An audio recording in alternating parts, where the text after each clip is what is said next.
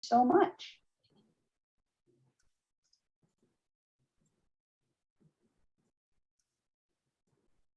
Hello and welcome, everybody. We're going to be talking about culture of respect, a proactive approach for addressing difficult topics in learning spaces.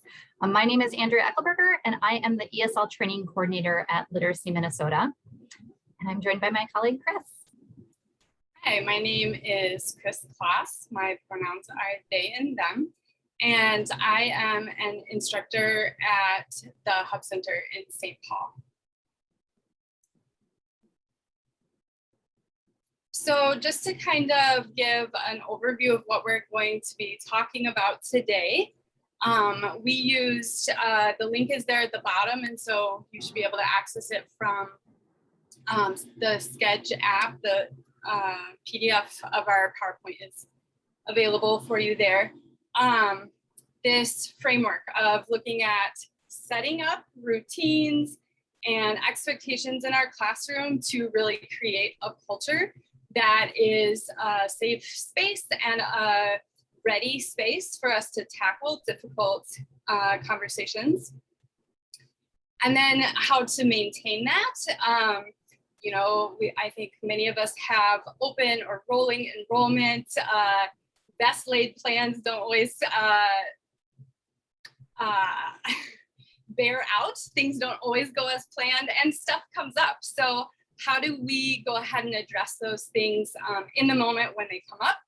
And then the last part that we're going to talk about is really self-management. So understanding that we as instructors have a specific role to play in the classroom, and that there is work that we need to do, ongoing work that we need to do in order to make sure that these conversations are successful, but also that we are not doing harm ourselves. So we're going to get started with setup. And as I said, this is really about setting the norms and creating the culture that is going to make these kinds of conversations possible and positive and not harmful.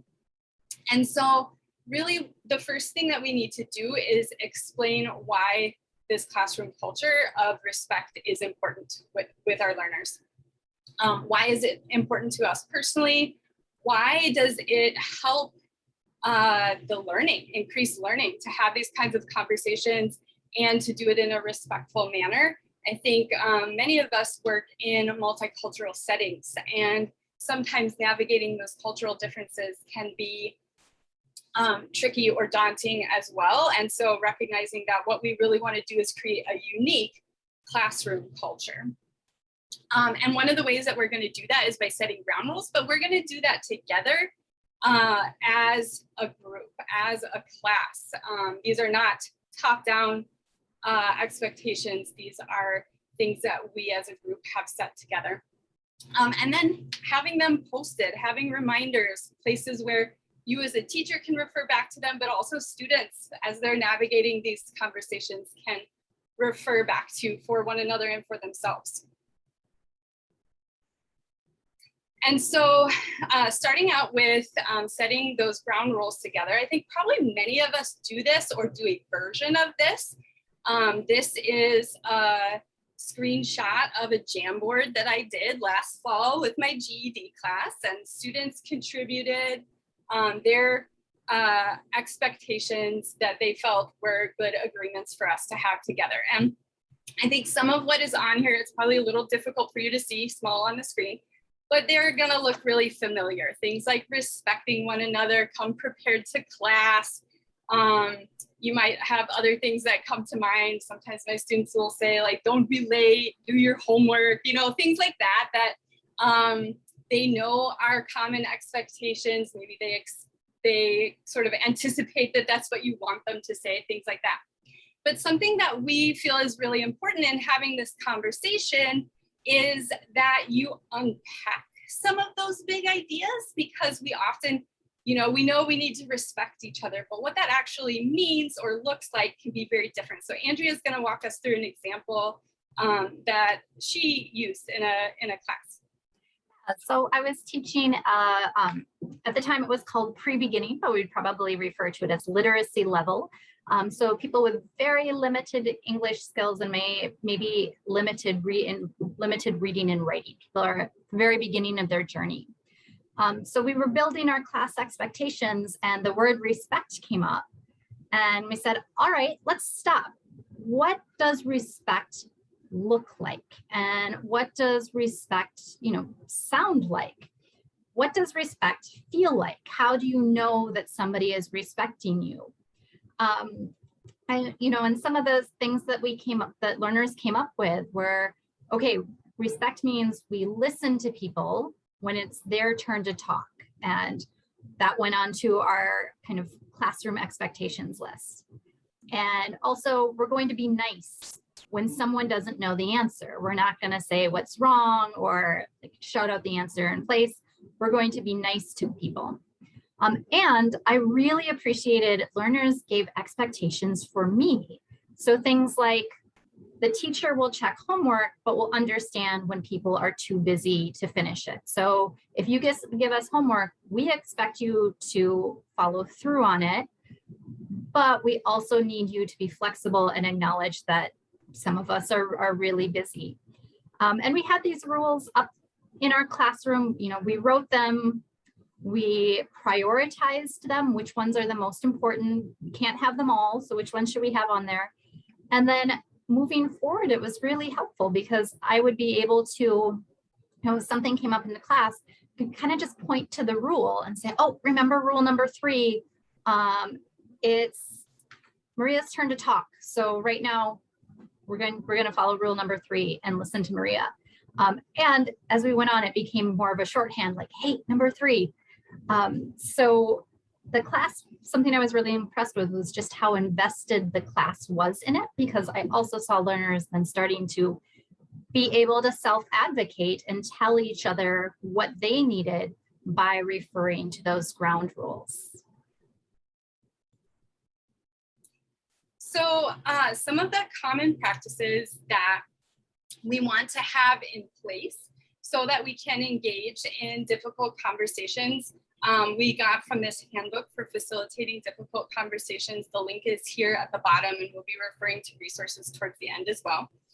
And they suggest these 4 things. So reflecting back, taking the issue off the student, reflection time, building in reflection time, and then also fostering understanding. So we're going to kind of walk through some strategies, routines, things like that you can start to build that you can use on a regular basis, but that will also move you towards being able to have these more difficult conversations. So the first one being reflecting back. And one way that you can start to build this as a routine or a practice in your classroom is by using questions for constructing a conversation. So on this slide, I've got a couple of posters that I just grabbed from the internet that I know teachers are using or are using similar things. So we've got some math talk moves like revoicing and repeating and reasoning. This helps our mathematical dialogue and helping students get to that communication stage on Sharma's levels of knowing. We've also got some sort of more ELA focused conversation prompts and sentence frames down towards the bottom. And these things really help support CCRS level, like speaking and listening standards, effective communication in the TIF, but they also help students have those words and phrases to keep the conversation going, but do so in a really respectful manner. I'm sure we've all been in a conversation, both personally, but also in the classroom, where somebody says something like, "What, are you stupid?" or that's stupid, right? There's a more respectful way to say that, but we don't always have those words like right off the top of our tongue. And so practicing with some of these talk moves and things help us build those skills of constructing more respectful conversations. So another thing that frequently happens in these discussions is that someone might express a viewpoint that disagrees with someone else, and then that person maybe feels attacked and they feel the need to defend themselves. And anytime we get into a place where we feel the need to defend ourselves, emotion brain kind of gets engaged, and the conversation can easily get derailed. And so having a practice of taking the issue off the student is a really great way to kind of help people stay out of that defensive mode and stay engaged intellectually in the conversation. This I was introduced to in a recent PD that I did over the summer. And this is from Jessica Jones. We had permission to kind of share this with you. And this is this example is a common conversation that we might have in like a housing unit or something like that, where we're talking about fixing problems in our apartment or fixing problems in our home, and how do we talk to the landlord to get the drip in the sink fixed or something like that. And if the conversation starts to turn to, oh, those people don't fix the problems in their apartment, someone who may not be addressing or fixing those issues might feel the need to defend themselves. But using this sort of 3-person conversation framework, we are practicing reframing that from, oh, you should fix the problem in your home. Why aren't you fixing the problem in your home? To sort of thinking about it more intellectually. Sometimes people don't fix the problems in their home. Why? And then we don't have to put the blame on an individual, but we can start to think about what are all the reasons that might be the case. And it also gives us the opportunity to sort of put on that other person's perspective, see things from their point of view. And you also see that person number 2 is restating that. So they really have to be listening carefully to be able to reword, restate that person's perspective. And then person 3 is actually asking a follow-up question. So instead of getting to insert their opinion, they're trying to learn more and stay curious. So we're going to have an opportunity for you to practice reframing some issues. And what we really want to focus on here is that you're not responding to any of these issues, okay? These are things, we took these examples from quotes that we heard people in our program say, and we don't want you to put in the chat box what you would say back. Instead, what we want you to think about is, if this came up, how would you reframe it? How would you get it ready to maybe use that, that conversation dialogue that we just had, that we just showed? Yep, thank you. That takes the issue off the student who's being talked about in a way that everyone can kind of think more about the perspective. And how we're going to do this is, I've heard it called a waterfall chat or a chat with a pause. So we're going to put the issue up, let you start typing. Don't hit enter until I tell you to. And then everybody's idea is going to come up at the same time. And it might be a little hard to read at first, but then it'll slow down. But then you're also not going to feel like your idea is just hanging out there for everybody to read and criticize before other people get a chance to put their idea out there as well. So I'm going to put, Andrea's going to put up the first example. Remember, you're reframing the issue. You're not responding to the issue. You're going to reframe it. And you're not going to hit enter until I tell you to. So this first one is, a student says, she can't use the computer. She's too old. Okay. We're not going to respond to what the student said. We don't need to correct them or tell them their statement's wrong or whatever. We're going to reframe it. How can we put this back kind of as a question and open it up for everybody to sort of consider? Okay. And so I see somebody hit enter. That's okay. I think I'm going to say, go ahead and everybody hit enter now, and we'll get that waterfall started. Excellent. Beautiful. Yeah, so I see some good ones. What are challenges we all face when learning new technology? You know, some people who are older might have a harder time using a computer. Why might that be? Sometimes people do not feel comfortable using a computer. Why? Great. So all things that we can now have a discussion about it without having that on a specific learner. Okay. Are everybody ready for the next one? I think so. Right. I don't understand why so many people are still refusing to get vaccinated. So again, think about how you're going to reframe this, and then I'll let you know when you can hit enter.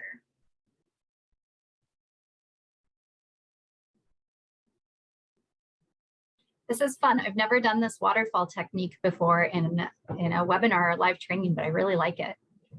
Yeah, I like it too. It's something that's like, what's the waterfall version of doing this in person? Because it's great. Yeah, so remember, you're not asking a follow-up question.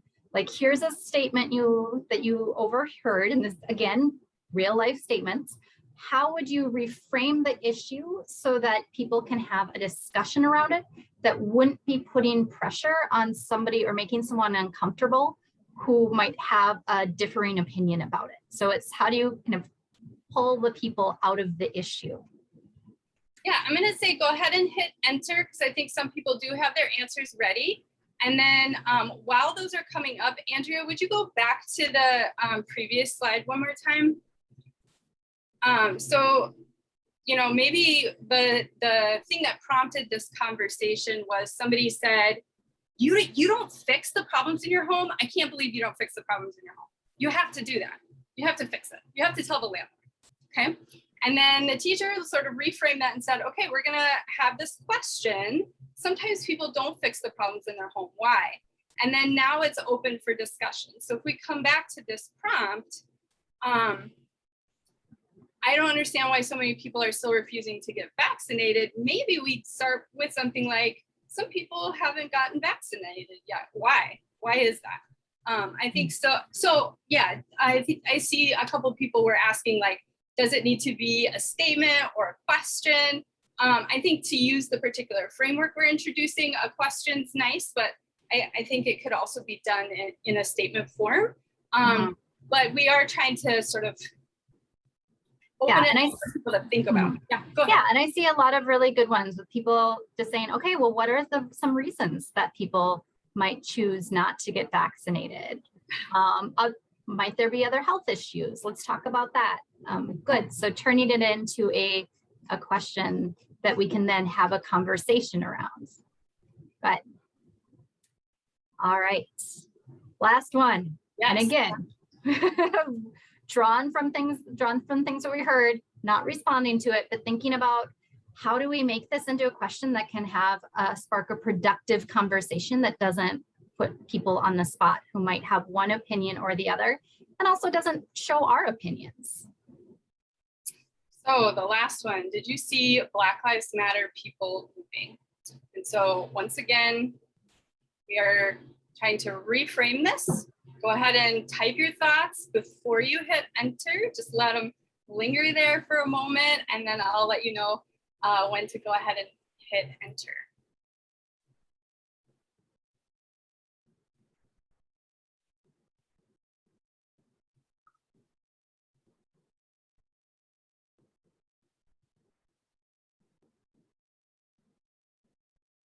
I see some stuff coming in, so I think if you're ready, go ahead and hit enter.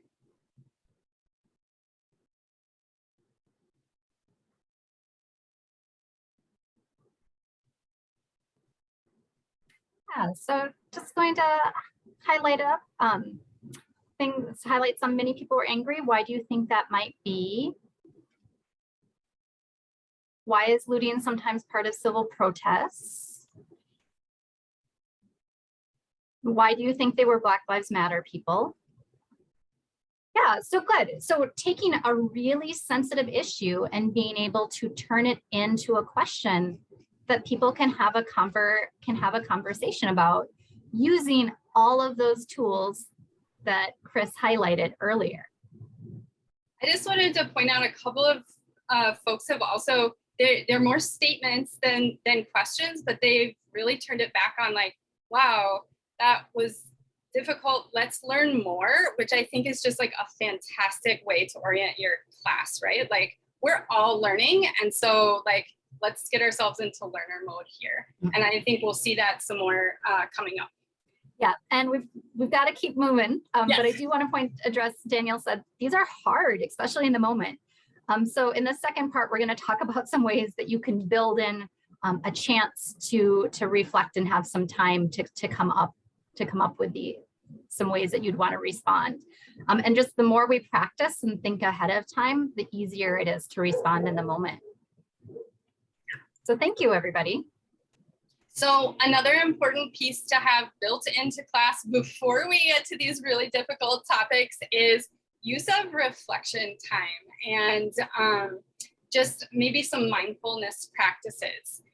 So, you know, breath and practicing breathing together, acknowledging your feelings, practicing sort of stepping back and trying to see things from somebody else's perspective. That last activity we did sort of is a beginning step to that. And then also taking time to let students sort of write about what they are thinking and things like that. These are all ways that we can give students an opportunity and ourselves an opportunity, right? I think it's been mentioned in the chat already that sometimes it's really hard to do this ourselves, right? Like we get into emotion mind and for me, it's like my pits are getting sweaty and I'm getting a little shaky. We're gonna get into it. And just having the practice of taking a breath and reflecting before we respond is so important. And this is something that I talk with students all the time about. In an employment readiness class, we talk about mindfulness practices before an interview. In GED class, we talk about mindfulness practices before you go into the test and addressing test anxiety. So building these into our classroom on a regular basis means we have these practices ready to go when we need them in a difficult conversation. So another thing that you may or may not be familiar with is courageous conversations, which has like whole trainings, and we're just gonna like give you a tiny taste here, but it's definitely something that you can dig into further. And they have this idea of the compass. And when you're having these difficult conversations, we all have a tendency of one of these quadrants that we need to like, we automatically navigate towards, okay? For me, it's acting. I automatically want to take action. I want to do something in response. Others might really rely on their morals, or people might go into thinking mode, like I need to learn more about this. I'm really thinking, reflecting, or they might get into their feelings. And so what we want to do is we want to practice recognizing what our norm is, where we sort of navigate towards naturally. And then we want to sort of move ourselves through the other parts of the compass to help recenter ourselves. And so something that I did with my students and have done a number of times is use these sentence frames to locate ourselves on the compass going into a conversation. Sentence frames really support students' communication. And then giving people an opportunity to talk about where they are and then where they want to move in the compass next. We did this after George Floyd was murdered. We also did this after Breonna Taylor's case was not, justice was not brought, and during the insurrection. So these were times where we just needed to sort of think and unpack some things, and it really helped students to be able to hear each other and sort of build understanding between their different perspectives and where they were coming from. So we're gonna quickly look at a video from Amy at Freshwater ABE about how she does this in her classroom. And later on, we have a resource, her full video, but how she goes about beginning to have these conversations and creating a safe space for her learners to have them. But what's nice about the story of stuff is it's something that we can all relate to, no matter where we're from. And we can all get on the bandwagon of maybe it's not so great to be consuming so much stuff. It might have an impact on our lives in so many different ways. So there's a lot of points of agreement in this topic, in this difficult conversation. So if you're just beginning to teach your students how to have difficult conversations, choose a topic where there's many points of agreement possible instead of choosing something right away that's going to be lots of points of disagreement. This will build community, and that's your first and should be your primary concern first in your classroom as you inculcate a culture of listening and creating learners instead of leaders in this is the goal, right, for difficult conversations, is to inculcate a classroom where you are listening and posturing as a learner. So like I said, there's lots of great stuff in Amy's video. I think I just want to point out that, ordinarily we are trying to foster students' leadership, but in this particular, discussions, we're trying to all come in at it as learners, which I think was reflected in some folks' responses earlier. And that this is really about having, like she said, start with the low-hanging fruit, the easy points of agreement, and then as we build these routines and strategies and they become normal in the class, then we can move on to more difficult conversations. All right, so I'm going to talk about the second point, which is maintenance. So what Kris talked about is where you need to start, and it's going to be an ongoing process. And so when you're thinking about doing maintenance, you're going to be referring back to all of those class expectations, the types of questions that you've practiced, the sentence frames that you've introduced and used. That's the foundation. Maintenance is kind of cycling back to it as needed. And one of the things you'll want to think about doing is modeling constructive disagreement, that it is totally normal for people to have differing viewpoints in a classroom. We're not working with monocultural learners, and we as teachers, as tutors, are very obviously not monocultural ourselves.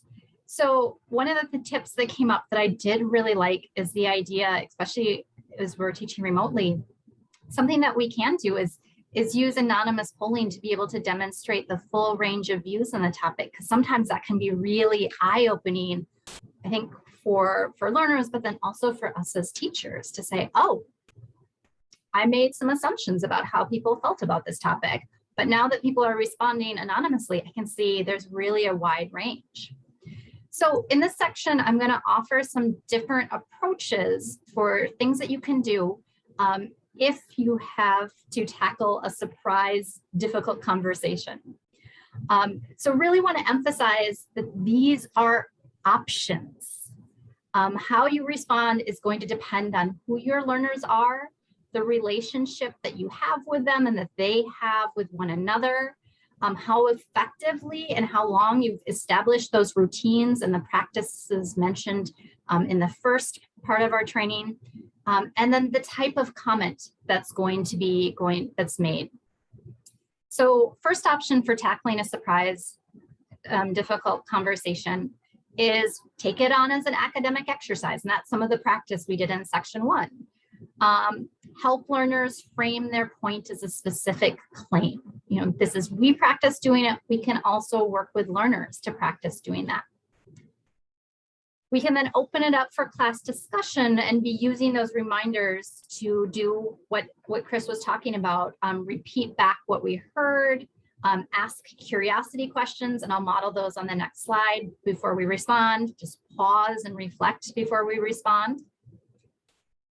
We can refer to relevant points from class materials and bring the focus back to the text lesson to highlight the relevance of the content that we're learning to the discussion that we're having. We can go to the meta level so that okay, well, why do you think this is such a hot button issue? Why do people have so many opinions about this?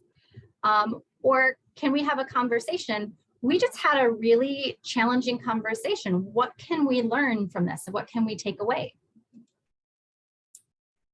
Always modeling and using I statements. And then, we always want to move on and transition back to the original lesson.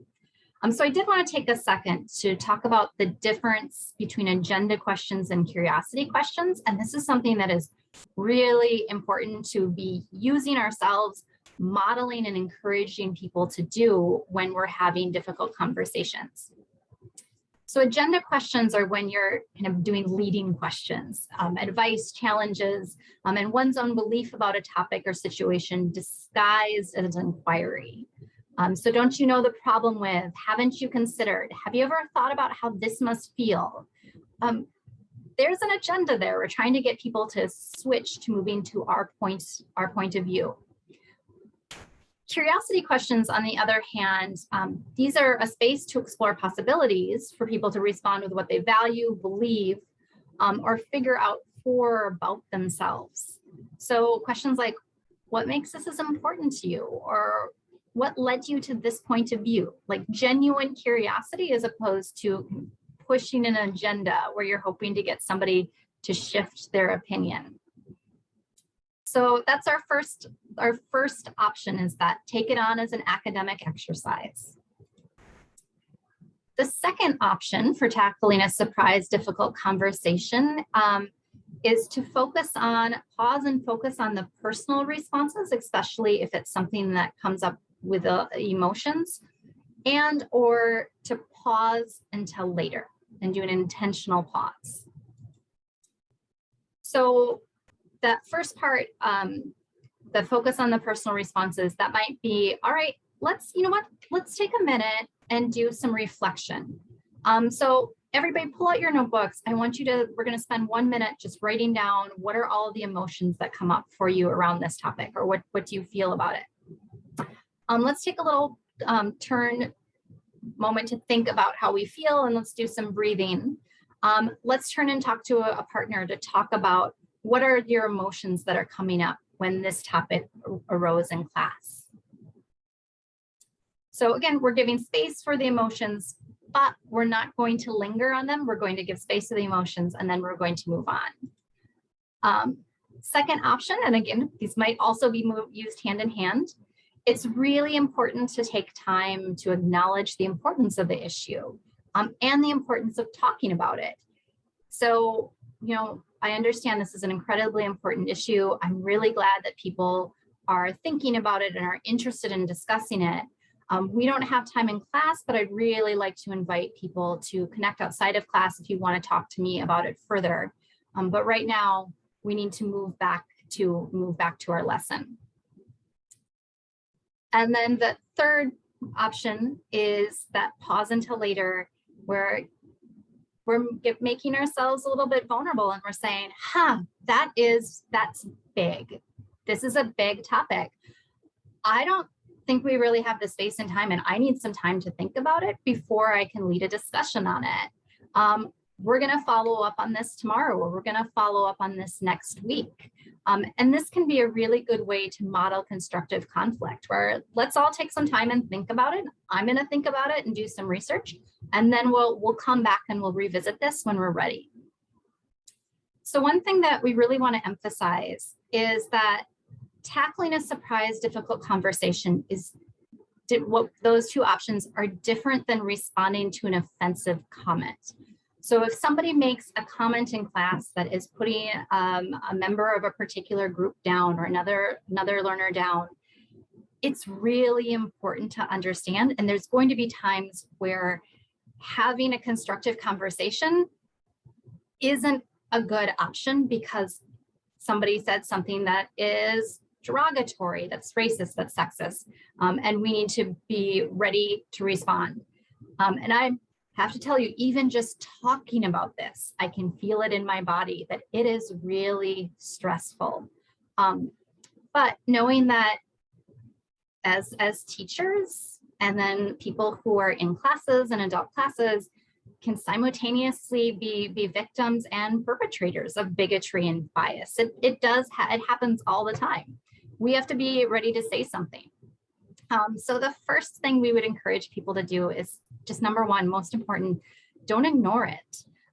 Because when we don't respond, it sends the message that the behavior is okay to the person who said an offensive comment.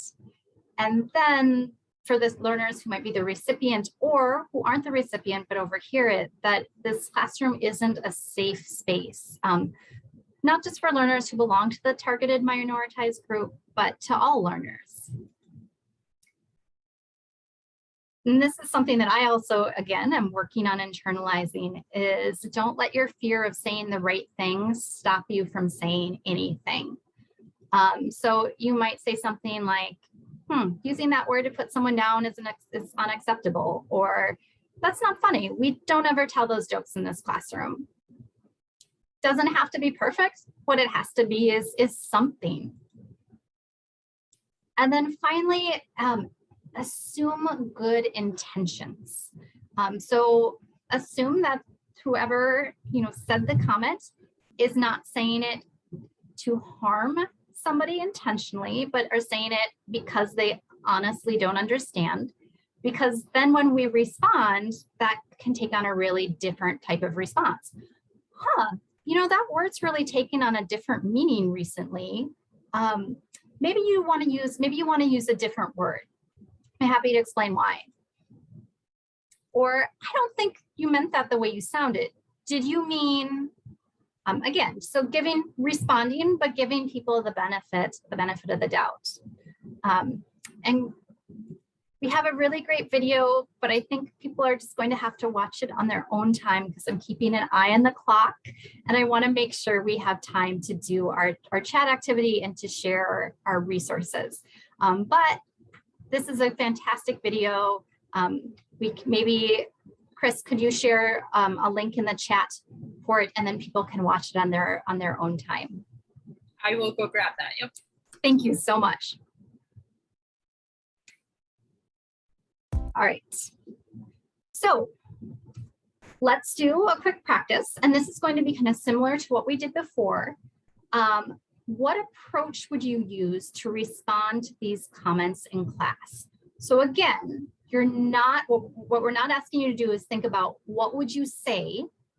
We're asking you to think about, would you turn it into an academic exercise? Would you pause until later? Or would you shut it down if you think the comment is offensive? That is the third option, is shutting it down. So option number one is academic exercise. Option number two is pause until later. Option number three is shut it down. And want to again remind everybody that there's not a right or wrong answer for this. It's going to depend on your learners, on your comfort level, on the relationship that your learners have had, how you've been able to lay out the foundations and make the class a safe space where people know how to respond and how to use appropriate questions. So keeping all of those in mind and knowing again that there's not one right way to respond. And what we're asking is approaches, not what would you say. All right, so let's look at the first one. And thank you, Marisa, for putting that in the chat. All right, so we have a white service learner volunteer from a local college makes a self-effacing comments about her handwriting being so ghetto. So again, comments, things that we've heard real life experience with. Which approach would you use?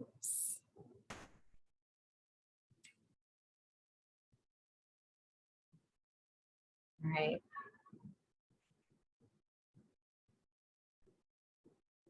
So interesting, I'm watching it roll in and I'm seeing people saying, it looks like 1 and 3 are what's coming up the most.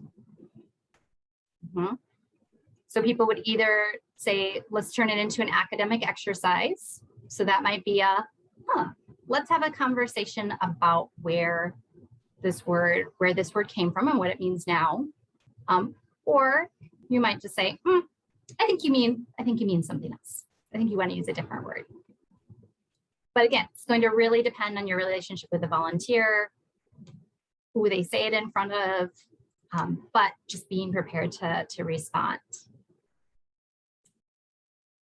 All right, Kris, are you, and this one, I really appreciate my sister because I actually used this phrase. I commented about something being ghetto and my sister was like, I think you mean janky. I'm like, oh, no, I mean, and she's like, no, I think you mean janky. And I had a moment and then I did some reflection. I'm like, oh yeah, okay, I am not going to use that word again. And then when somebody used it in front of me, I was able to be like, okay, I'm going to say something because somebody said something to me. All right, Kris, are you ready to unpack number 2? Yes. So in my classroom last spring, a student said, Trump is, and so full disclosure, it's already on the screen so you can see it, but these are real comments, so we're gonna use all the language. Trump is so funny. He said those countries are shithole countries. How do you spell shithole? So again, go ahead and put in the chat which approach you'd take. And Marisa has done a really great job throughout the session of repeating those prompts for you. Are you gonna shut it down? Are you gonna make it an academic exercise? Are you gonna, I can't remember what number 2 is off the top of my head. Pause for later. Pause for later, yeah, thank you. And I'm just gonna share that this particular conversation happened when there weren't other students in the room. And so I chose to use humor. And I just said, I think you know how to spell that. What letters say shh? And I helped him spell it. This was a student who was really clear about his political stance, and there wasn't other people in the room to make feel unsafe or one way or the other about it. And so we made it an academic exercise, I guess, by practicing phonics. Yeah, thank you, Kris. Example. So final one, you have a student laughs as they mimic another student's body language in an exaggerated way, gesturing with their arm extended and wrist loose. So what approach would you take? All right, and so I'm watching the comments roll in. And this is the one where I'm seeing the most people, seems to be pretty across the board that most people are saying, I would shut it down. Number 3. And then I see some people saying maybe doing some explanation of why that's harmful. So you might shut it down and then say, let's talk about this after. Let's talk about this after class. Let's have a conversation.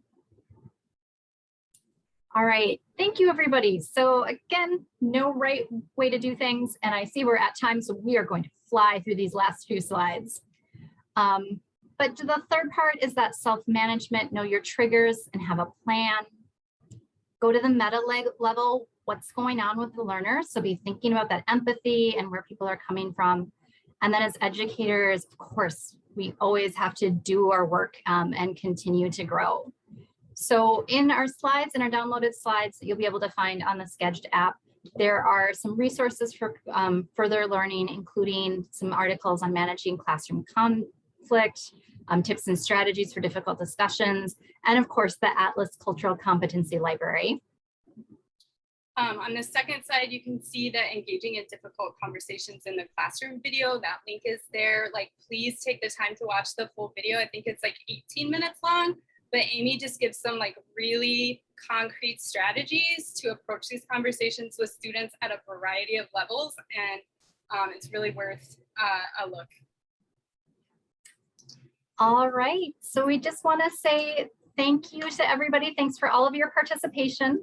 And if kind of one thing that we hope you take away is, you've got to start laying the foundation, because when you have that foundation, it's going to make it so much easier for you and your learners to engage in difficult conversations. And it's good. It's scary. Like, we know that these conversations can be really, really scary. But please think about how will you respond, and just be ready to say something. Yeah, and huge thank you, Marisa, thank you, Patsy, and thank you, Janae, for your flawless interpreting.